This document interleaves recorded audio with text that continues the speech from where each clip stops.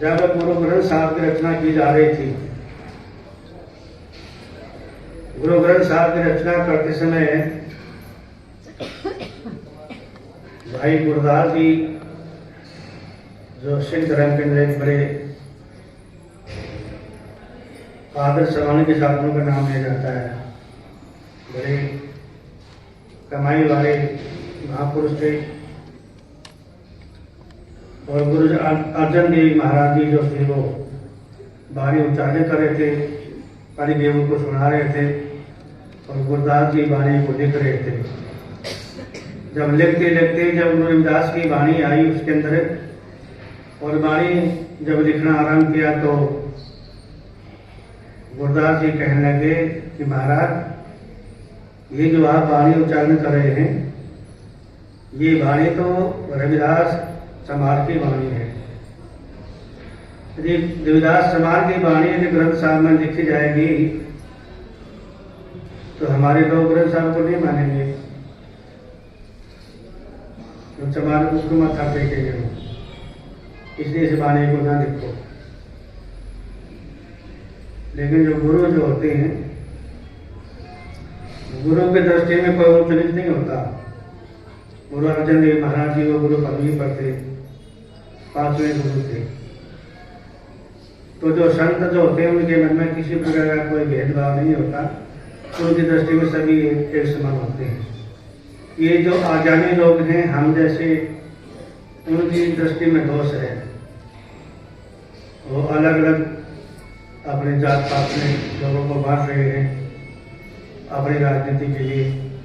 लेकिन संत जो होता है तरवर सरवर संत जन चौथा वर्ष में और पर स्वार्थ के कारण इन चारों धारी थे।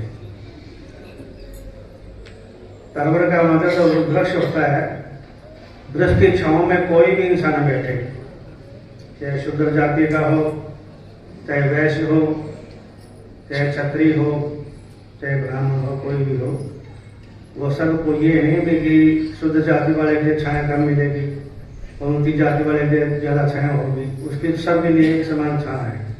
कोई भी वहां बैठ करके और आनंद ले सकता है।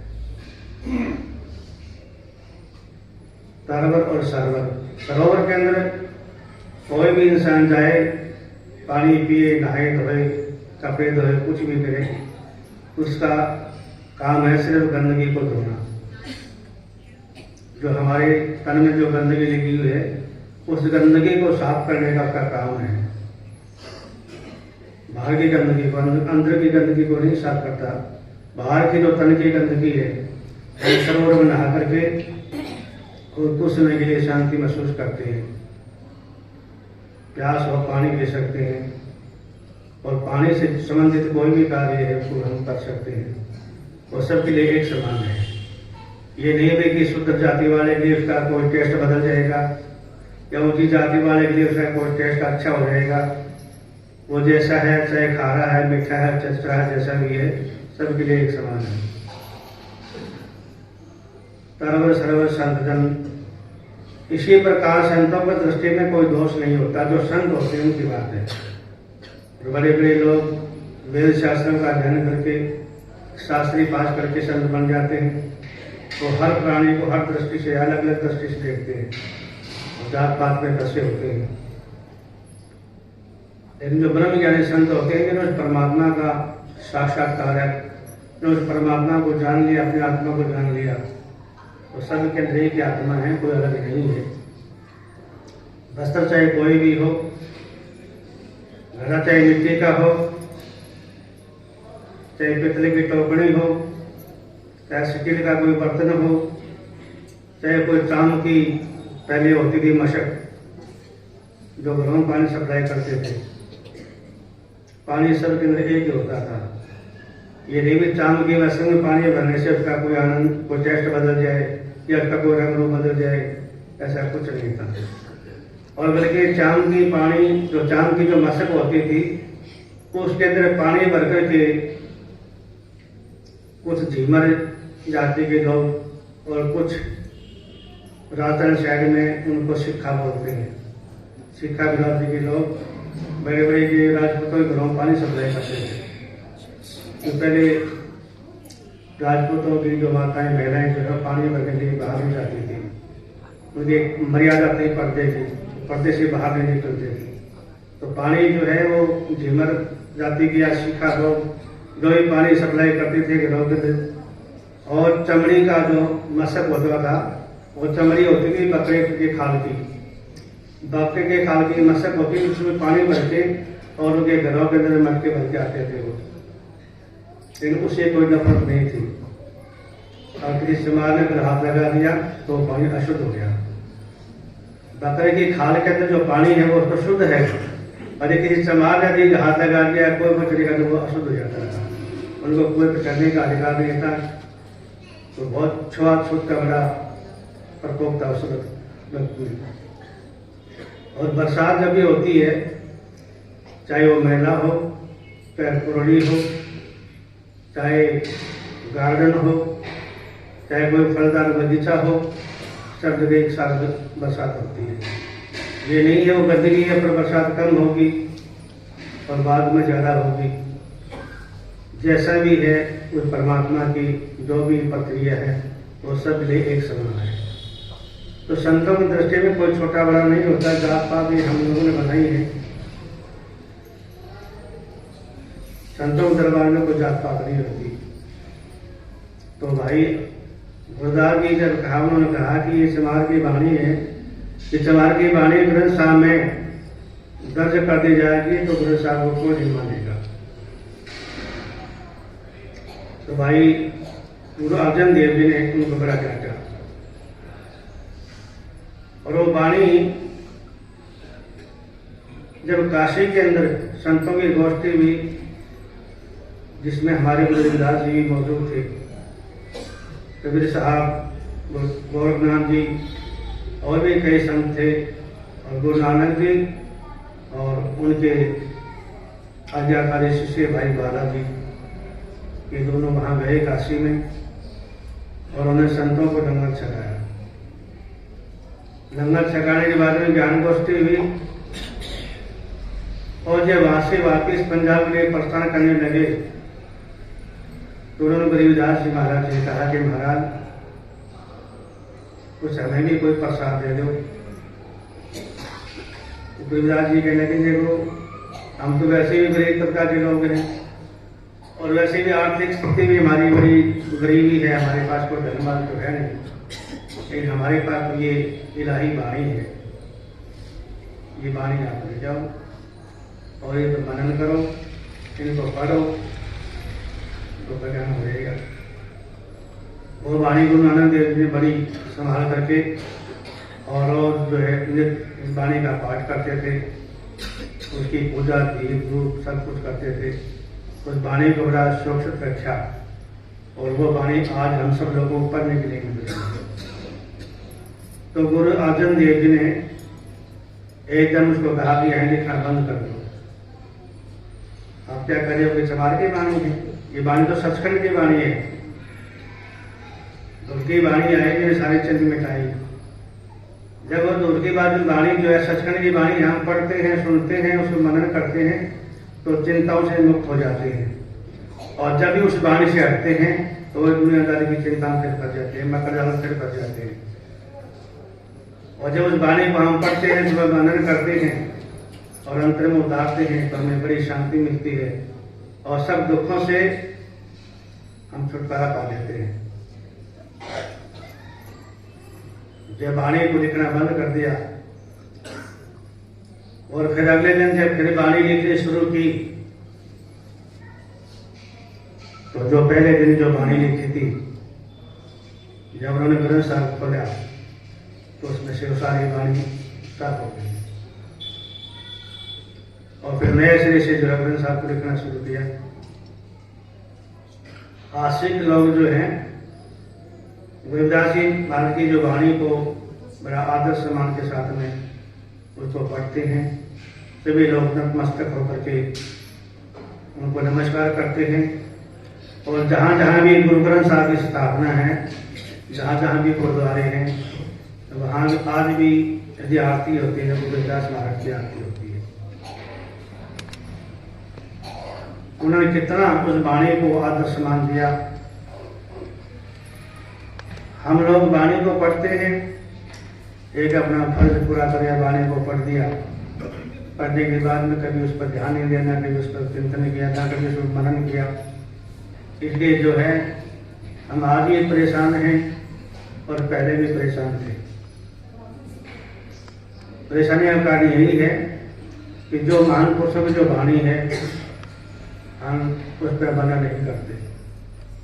एक अपना फर्ज पूरा करना, भाई पढ़नी है तो पढ़ के एक पास हो। यदि उस वाणी पे कभी बैठ के अलग एकांत में बैठ के विचार करते, उस पर मनन करते कि वाणी कह क्या रही है, ये वाणी क्या कर रही है और हम क्या कर रहे हैं, इसी बात पर विचार करना है। जो वाणी हमें कह रही है, जो वाणी हमें शिक्षा देती है, क्या वो वाणी पर हम चल रहे हैं, या जो वाणी बता रही है वो क्या हम कार्य कर रहे हैं, ऐसा कभी हम लोगों ने विचार नहीं किया। तो इस बात पर हम विचार करते तो शायद आज इतनी परेशानियों को सामना न करना पड़ता।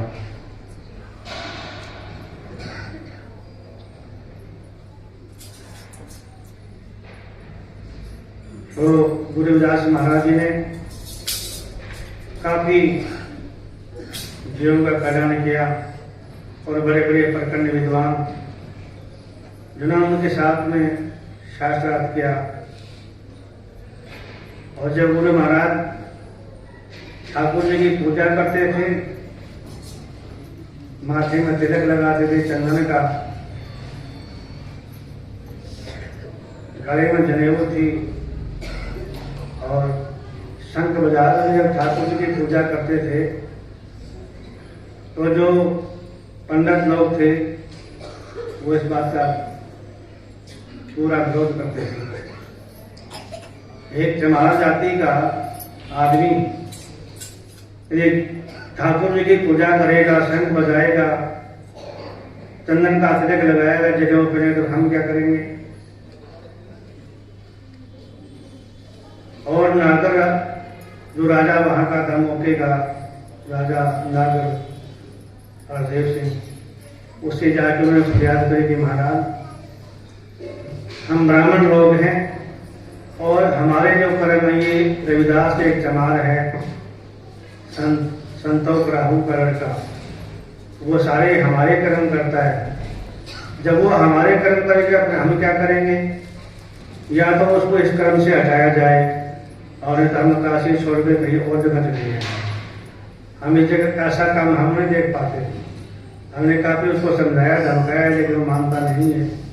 हमने काफी कोशिश की है, लेकिन आखिरी में हम आपके पास में आएंगे कि आप हमारी बात को नहीं सुनोगे तो हम काशी को तक देंगे, यहाँ से चले जाएंगे। तो राजा ने गुरु महाराज को बुलाया, संदेशा भेजा।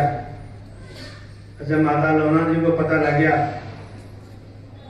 गुरु रविदास जी को राजा ने बुलाया है, पता नहीं क्या दंड देगा, पता नहीं क्या होगा, तो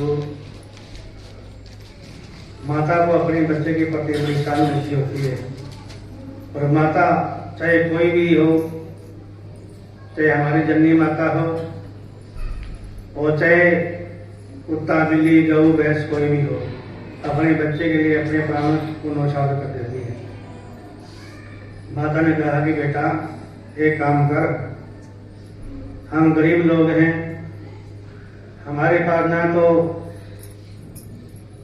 इतना धनमाल है, न हमारे को शरीर में कोई जान है, न हमारे पास में कोई लड़ाई करने वाले लोग हैं, हम हर प्रकार से कमजोर हैं। राजा अपने हमें क्या दंड दे देगा और ये ब्राह्मण लोग हमें मार देंगे, तेरे को मार देंगे तो हम क्या करेंगे?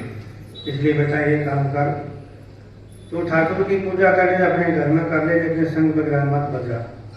क्यों? जब ये ब्राह्मण लोग संघ की आवाज सुनते हैं तो बड़े चिड़ मानते हैं। रविदास जी कहते मां, ये शरीर ये तन ऐसा जैसे घास की टाटी, जल गयो घास और मिल गयो माटी। ये शरीर तो यदि मिट्टी में मिलना है, चाहे कोई छत्री हो, चाहे कोई वैश्य हो, शूद्र कोई भी हो, शरीर जो है सबका यदि मिट्टी में मिलना है, सबको दुनिया से दिन जाना है। और मैं ये जो मेरी कौम के लोग हैं, मेरे समाज के लोग हैं, मैं इन लोगों को जगाने के लिए आया हूँ और मैं संग बजा के इनको जगा रहा हूँ। और मेरा प्रयास है कि सभी लोग मेरे संग की आवाज को सुन करके उस परमात्मा से जुड़ जाए। आज का नहीं, दीप पता नहीं कितनी सदियों से उस परमात्मा से टूटा हुआ है। हम दुनिया के लोग यदि 5 साल किसी आदमी से नहीं मिलते तो उसकी शक्ल सूरत को भूल जाते हैं, और जब आपस में कभी मिलते हैं तो आपस में बात होती है, भी कभी देखा तो लेकिन जानना नहीं आ रहा तुम कौन हो। और हम उस परमात्मा से बिछड़े हुए कितनी सदियां बीत गई अपनी हमारे को। जीव परमात्मा से बिछड़ने के बाद में ऐसा महापुरुषों का मानना है कि 84 लाख योनि में चक्कर काटता है। अब 84 लाख योनि में थोड़ा चक्कर, थोड़ी बहुत बड़ा चक्कर होगा, और एक एक योनि मतलब कितने कितने साल बीत जाते हैं। तो हम लोग जो है इस परमात्मा से बेखबर हैं। उसको जनाने के लिए, उसको जानने के लिए हम दुनिया में आए हैं। गरीबदास महाराज कहते हैं, मैं अपने समाज के लोगों को संग बजा के जो मौन इंद्राम आजान इंद्राम सोते हैं उनको जगाने के लिए आया हूँ। और मेरा जगाने का काम है, मैं उनको जगाऊंगा चाहे शरीर कल जाता आज रह जाए, चाहे मुझे कोई मार दे, इस बात का मुझे कोई खबर नहीं है। जे को आके साइया मार सके ना कोई, और बाल ने माँ का कर सके ये सब नहीं। जब तक वो मेरा ठाकुर जी खुश है, मेरा मालिक जब तक राजी है, जब तक मेरा कोई बाल बाका नहीं कर सकता। और जब वहां से मेरा परमट कर जाएगा तो मुझे कोई रोकने वाला नहीं है। इसलिए मैं अपने कौम को जगाने के लिए आया हूँ, संग बजाऊंगा जरूर। उन्हें कभी किसी का खौफ असर नहीं माना, क्योंकि वो सच्चाई पर थे, सच्चे मार्ग पर थे। और जो सच्चे मार्ग पर चलने वाला इंसान कभी डरता नहीं है, चाहे शरीर चले जाए, वैसे कोई बात नहीं है। तो ब्राह्मण जो है कर्म करने से ब्राह्मण होते हैं। रविदास जन्म के कारण ब्राह्मण कोई ना हो, जो जाने ब्रह्म आत्मा ब्राह्मण की ये सो। कि ब्राह्मण वो है जिसने अपनी आत्मा को जान लिया है। जाति जितना कोई ब्राह्मण ना कोई शूद्र है, जनेऊ पहनने से कोई ब्राह्मण नहीं बन जाता।